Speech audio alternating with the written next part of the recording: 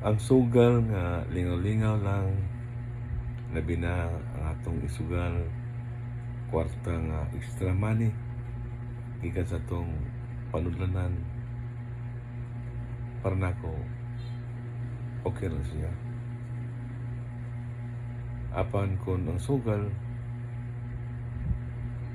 ang imo ganing ipanugal kwarta nga kompromiso, kwarta nga para palit bugas, para palit sudan, para bayad sa kuryente, bayad sa tubig, uon sa pang bayad sa eskwelahan, uon sa pang mga bayaran or kwarta kompromiso lagi, no?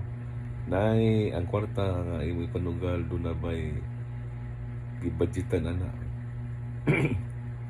Gawas nga sayop na daking puruhan mapildi ginagwartahan based sa akong experience, no? Based sa experience, di ingon nga ako naghimo, kundi sa akong experience, sa akong pag-aninaw, no?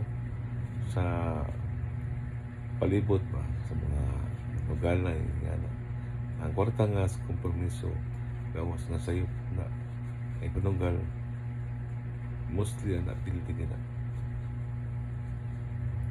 Salamat kini si Konsehal Mario P. Numawas.